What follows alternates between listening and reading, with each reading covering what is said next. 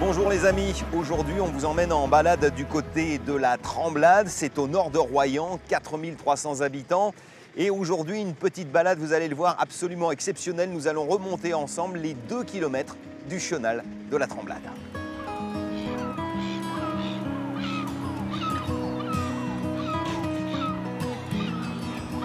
Bonjour Bertrand. Bonjour.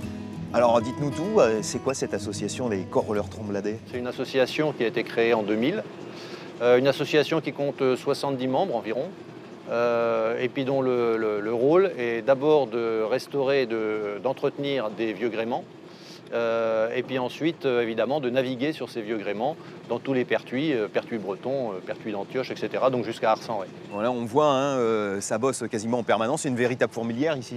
En fait, quand on navigue, nous, dans les courreaux, en permanence, on croise des barges, là, telles que celle-là.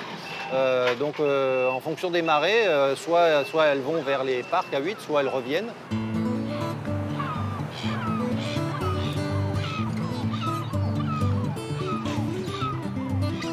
Bonjour Thierry, vous nous attendiez? Pile poil. C'était des cabanes ostréicoles à la base, hein? À la base, c'est ça. C'est-à-dire que chaque ostréiculteur avait une cabane pour détroquer les huîtres, pour les travailler, pour les préparer, etc. Et puis les lois ont fait, et l'évolution technique et économique a fait que c'était plus aux normes.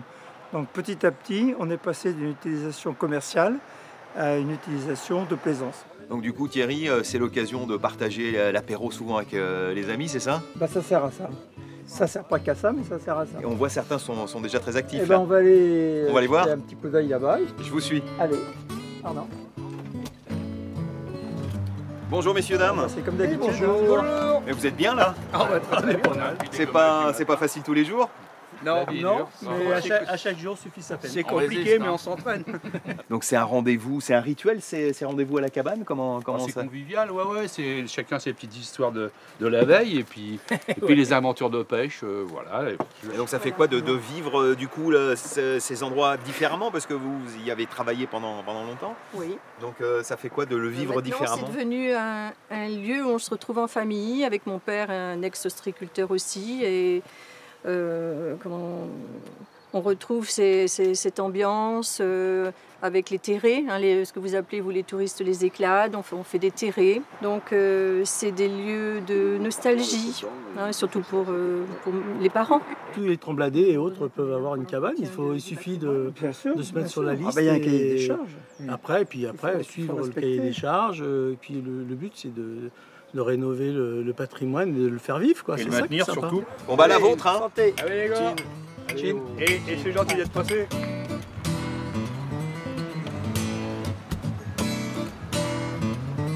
Bonjour Guillaume. Bonjour. Ça va bien? Santé. Alors les cabanes ostréicoles ne font pas qu'accueillir des apéros, certaines proposent aussi, comme ici, des œuvres, des créations. L'idée, c'était de réunir plusieurs créateurs, en fait, parce que Locaux? voilà, locaux surtout.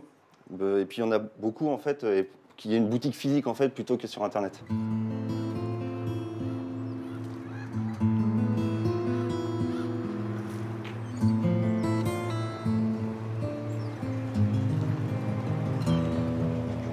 Et bah ça y est, on est arrivé à bon port. Il ne s'agit pas de faire que naviguer. À tout à l'heure Bertrand. À tout à l'heure. Bonjour Sébastien. Bonjour. Ça y est, c'est le coup de feu. C'est le coup de feu. Donc là, pour le coup, Sébastien, il n'y a pas photo. On voit qu'on est dans une cabane ostréicole. Là, c'est une ancienne cabane ostréicole. Là, on est bien, on est très bien là. Le cadre est sympa, les gens sont sympas, on est bien. Donc Alain, là, c'est un véritable petit musée à ciel ouvert. C'est tout à fait ça. L'espiègle se trouve au milieu de ses collègues.